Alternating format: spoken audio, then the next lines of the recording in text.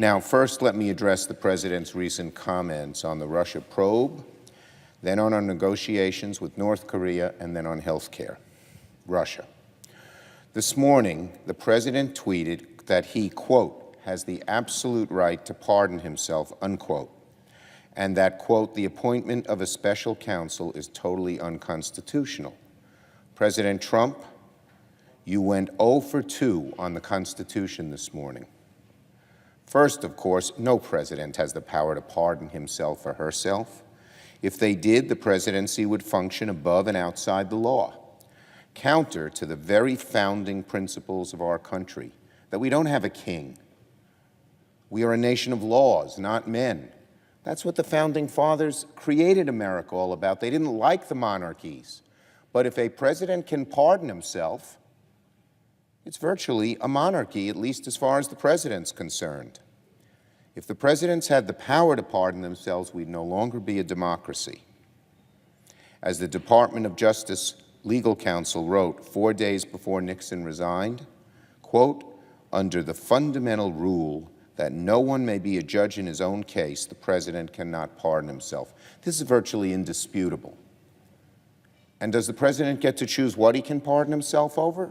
Theft? Murder? Who knows?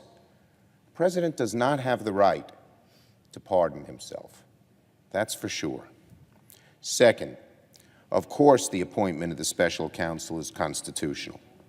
Never mind the fact that President Trump's own Republican appointees made the appointment of the special counsel. This is far from the first special counsel to investigate a serious matter concerning the president. Again, if the president were beyond the reproach of any investigation, there would be no check on the president's conduct. The president could engage in rife corruption, self-dealing, without consequence. Surely, that's not what our constitutional system envisions. That's not the structure of America that the founding fathers set up and we have followed for more than 200 years. So the president's tweets are silly, farcical, even absurd.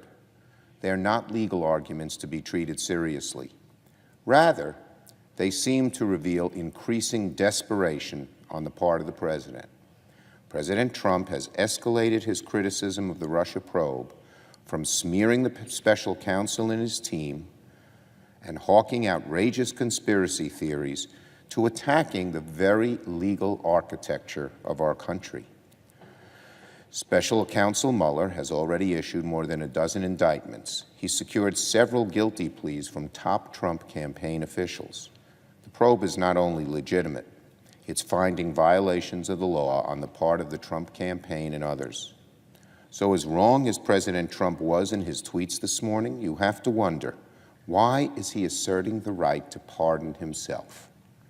Why is he questioning the constitutionality of an investigation in the first place?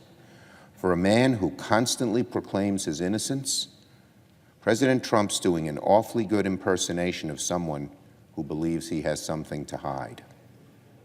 It's hard to think of another explanation for the increasingly ridiculous and far-fetched legal theories peddled by the president and his lawyers. Now, the pundits and the analysts in the media are debating whether it makes smart, strategic sense for President Trump to sit down for an interview with the special counsel. They're asking the wrong question. The president's strategy and political interests shouldn't be the basis for whether or not he sits down with the special counsel. If the special counsel requests an interview with the president as part of his investigation, the president should agree to provide testimony. If President Trump has done nothing wrong, as he so often and so loudly claims, he should have nothing to fear by sitting down with the special counsel.